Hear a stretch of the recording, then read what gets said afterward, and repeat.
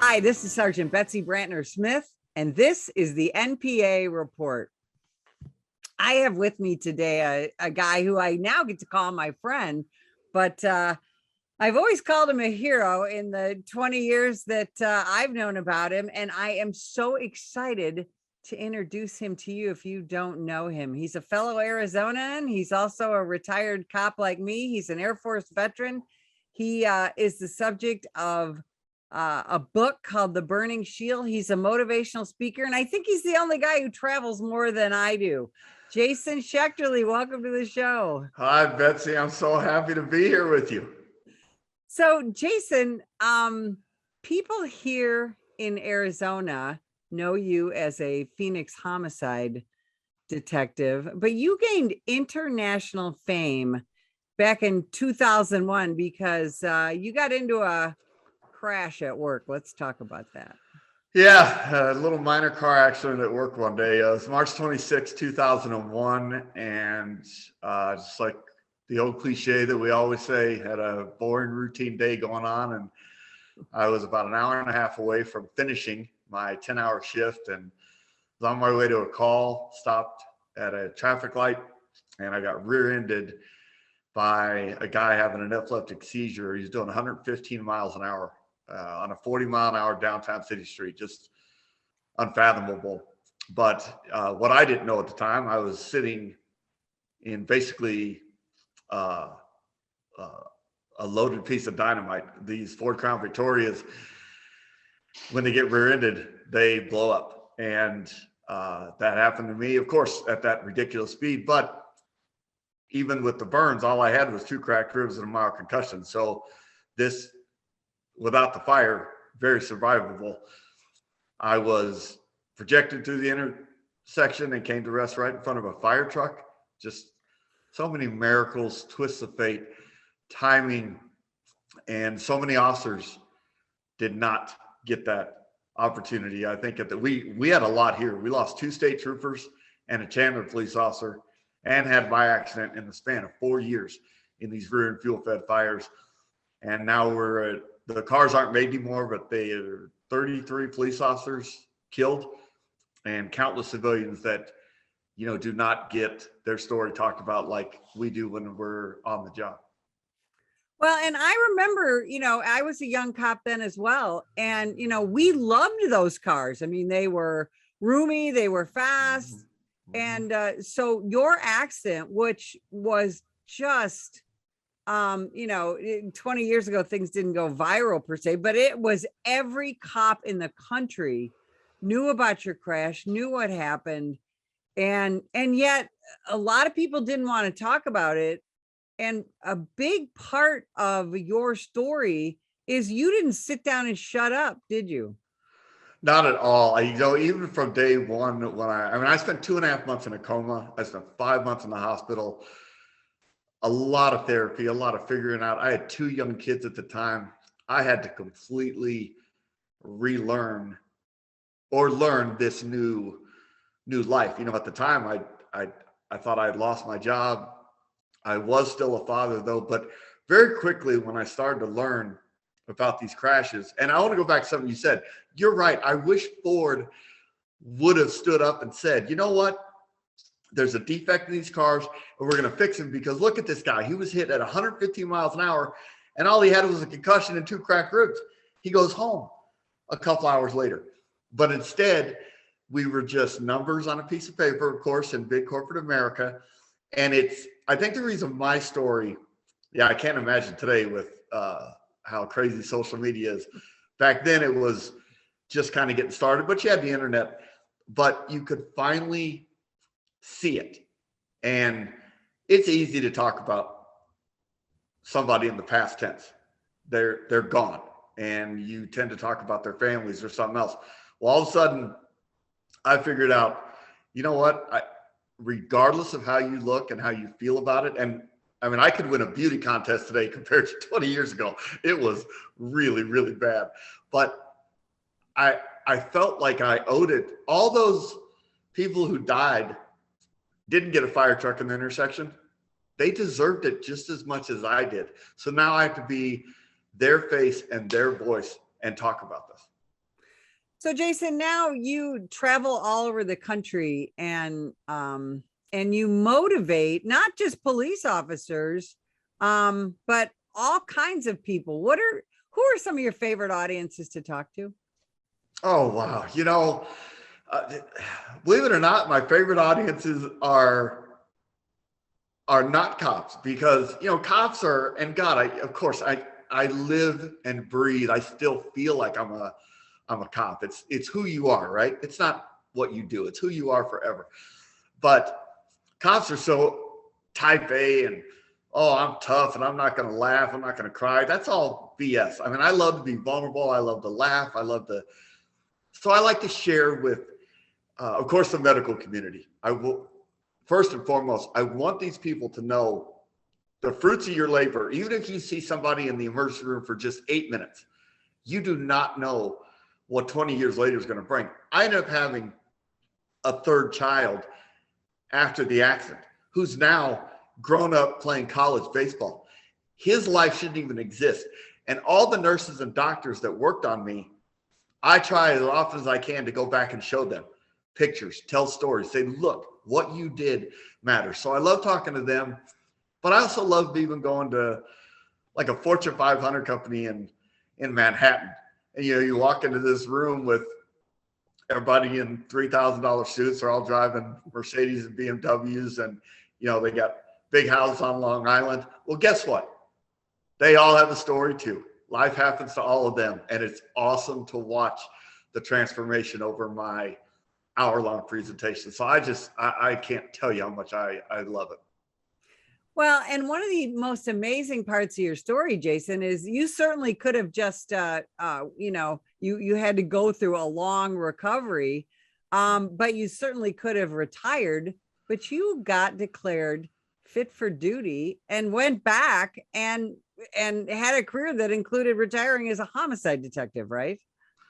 I did. And Betsy, one of the most important moments in my recovery, I was in the hospital, I was blind, and my chief of police, a gentleman named Harold Hurt at the time, after he left here, he went on to Houston PD. He came into my hospital room, and again, I'm blind, and I'm a huge chain of command person. You mentioned I was in the Air Force, starting at 18 and then to become a cop. I am a huge chain of command person.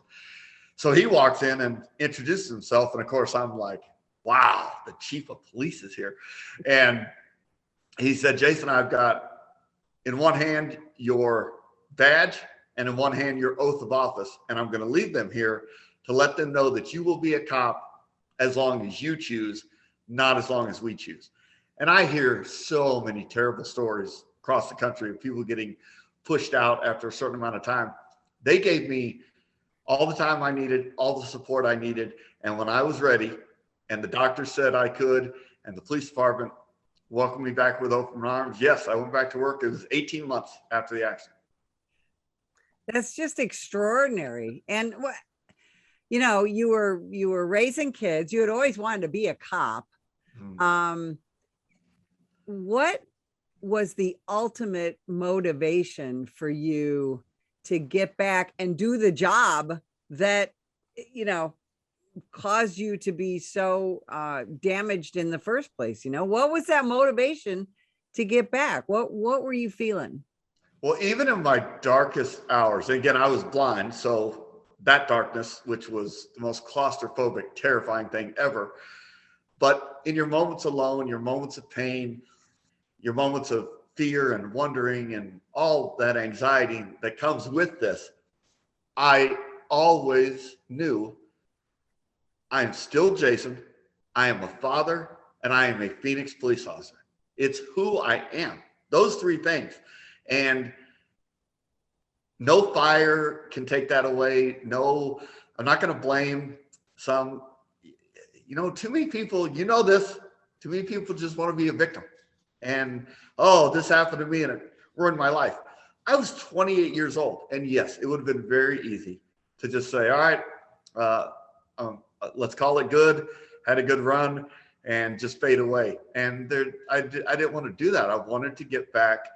I had no idea I'd get to where I'm at today. I really didn't. I just kept trying to put one foot in front of the other. And then when I have my bad days, I took those and I'd rebuild again. And pretty soon, you know, that saying, there's your front windshield's a lot bigger than your rear view mirror for a reason. And the things behind us keep getting farther away, and the things in front of us keep coming more into focus. Now, you're the subject of a book called Burning Shield, and it's a fascinating book. Tell me how that came to be.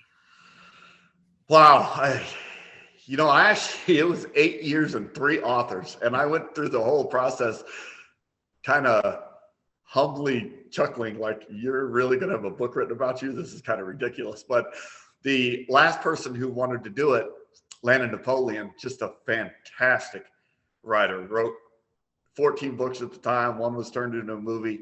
And what I love about his idea and why we went with it, there's so much I don't know about my own story, because I don't remember the accident.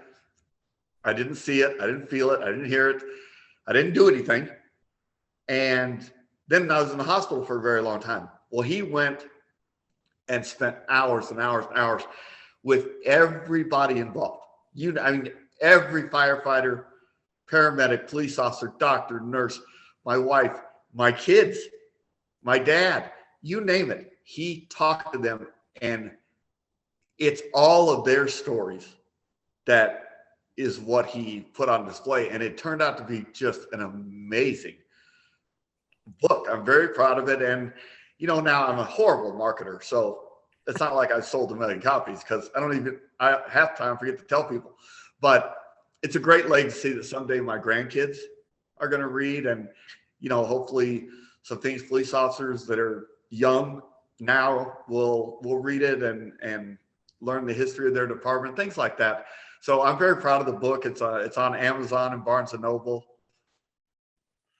A big part of your story is really and I don't want to belabor it too much, but the fight that you had to get into to get Ford Motor Company to admit that this car and cars like it had a problem.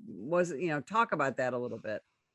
Well, I had a lot of great people on my team. I had a great attorney that had already dealt with the loss of a trooper in Florida and a trooper in Louisiana, both state troopers, Skip Fink and Juan Cruz, here in Arizona. So he was very knowledgeable on the subject. And then we had just some really high profile people wanting to get involved. And again, Ford, there's 350,000 Crown Vics on the road at the time, between police cars, taxi cabs. So to say, 20 people have died, well, they're like, what do they care about that, right? It was just a horrible thing. But I testified in front of the New York State Senate, the Texas House of Representatives. I went to NHTSA in Washington, D.C., and I just did everything I could. Again, when you have to look at this, it's a whole different ballgame. We're not talking about somebody dying and being in a cemetery somewhere and their spouse has a flag at home. You have to look at this, and you have to hear my voice and understand the damage that you're doing out there. And Ford I just think they got tired of it. They quit making the cars in 2011. I still see them once in a while, usually taxi cabs. I don't think too many police departments have it anymore, but the rear and fuel fed fires did come to an end. Yeah, thank God. I think I hope that young law enforcement officers realize that a lot of them are alive today because of you. We needed to get rid of those cars. They were very popular. Yeah. But they were very deadly. And your accident and those other accidents occurred at a time, again, where the internet was very new. We didn't have the means of communication that we have now. We had to read about your story in things called magazines. Yeah, and a newspaper, God forbid, on Sunday. Yeah, that's when my story would come out, was a Sunday paper. Exactly. So your persistence was just incredible. And yet you had to do that at a time where, you had to be a pretty exhausted guy trying to recover from that crash and go back to work. Yeah. Well, I was that young, gung-ho, naive, like a lot of people. I'm going to go out and I'm going to change the world. I'm going to at least change in my community for the better. And then this happened, and I did get an opportunity. And I'm very proud to look back now. I didn't pay attention as I was going through it. I just realized I had a fight on my hands, not only my own recovery, but a fight against Ford, and to educate all these departments and make them understand that they are driving around in some very dangerous vehicles. And it actually, during looking back on it now, it was a big part of my recovery because it made me strong. It made me start traveling and eat and exercise and gain weight again and try to get back in shape. But also now, all these years later, it's just something I'm very proud to say, you know what, we collectively, so many people did just so much advocacy, and it did make a difference. And you will not see, or at least a police officer from a vehicle, look like me. Absolutely. Now, Jason, the Phoenix Police Department treated you very well. And I was so glad when I learned about that. But that doesn't always happen when officers are catastrophically injured, whether it's physically or emotionally. And you know that as well. So you and I got involved in something together that is trying to change that. And that is the Wounded Blue. Okay. We both now sit on the board. Can you talk about that and some of your hopes for the organization moving forward? Yeah, I am so excited. I'm really honored that you and we started on the board together. So hopefully we'll have a lot of great years of making some changes. But this organization, to me, is unique in the sense that they are covering all aspects of officer wellness. We've got the physical side, of course, that you can see. You've got the things are being talked a lot more now about the mental, emotional, spiritual side and the toll that it takes on officers. And obviously the suicide rate is mind-blowing to me compared to what it was even just when I was new. And you go back to like the 80s, 70s, it wasn't happening. And I don't know what it is about today. I can only guess a lot of it has to do with social media and the rhetoric and the politics and all the stuff. But the Wounded Blue is just going to be there kind of no matter what you're going through. Once we are able to educate, again, that's going to be our job, right? Traveling around, we got to educate officers when they're new, because right now in this country, there are thousands of police officers in academies, and they need to know at the beginning of their career so that in 20 and 25 years, when they look back and say, you know what, I need some help in some areas, or if they go through an injury like mine. I was lucky, and this is part of my fight. Phoenix was so good to me, took such good care of me, let me come back to work and be a not just show up to work. I was a homicide detective. I was doing productive work, but I have my heart broken all the time as I travel around the country. I hear horrible stories about officers with much less injuries than mine, and they are just cast aside. And it's not something I can relate to. My big city didn't do it. Why is your city or department or town doing it? And the Wounded Blue will be there for those people. So I'm super, super excited. Randy Sutton, God love him for creating this and thinking of it. He's just one of the greatest people I know. And we have a wonderful board. Our peer support program is off the charts. And you, like me, you've seen a lot of organizations, and there's a lot of great organizations in this country. Most of them are very specific to maybe one thing, maybe a fatality or maybe a financial something. The Wounded Blue is going to circle the wagons on anything that a police officer needs. And I can't wait to be a part of it.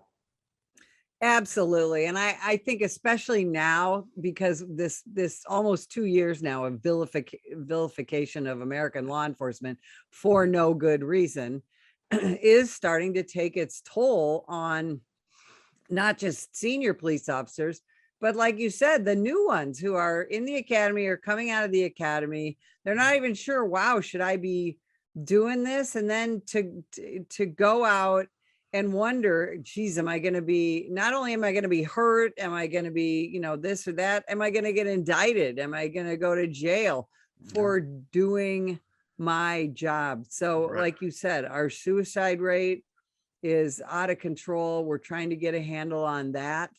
And I think these organizations, like the Wounded Blue, can do a whole lot of good. And I'm glad to be on board with you, Jason, so much. Yeah. Jason, where can people find you, your speaking business? Where can they find you on social media?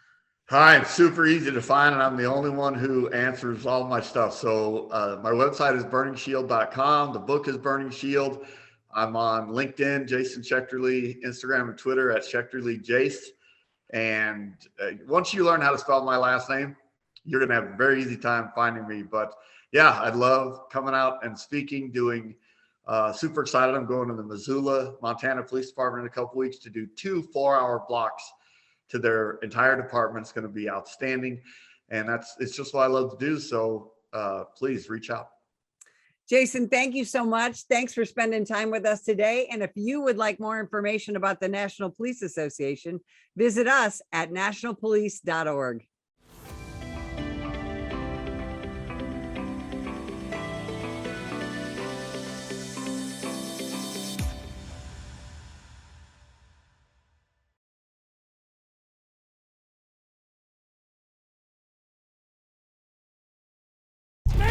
Put the gun down!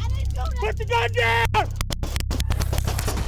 Last year, law enforcement officers were involved in hundreds of thousands of use of force incidents. A use of force incident is when an officer must use nonverbal tactics to gain control of a dangerous situation. Put the knife on the ground. In many cases, officers have no choice but to use force when a suspect doesn't comply with a lawful order. Use of force is always ugly. No one likes it, especially police officers. Together, we can help de-escalate these dangerous encounters. Help police officers by complying with their lawful orders. Don't attack, attempt to disarm, or flee from an officer. Use of force is an officer's last option.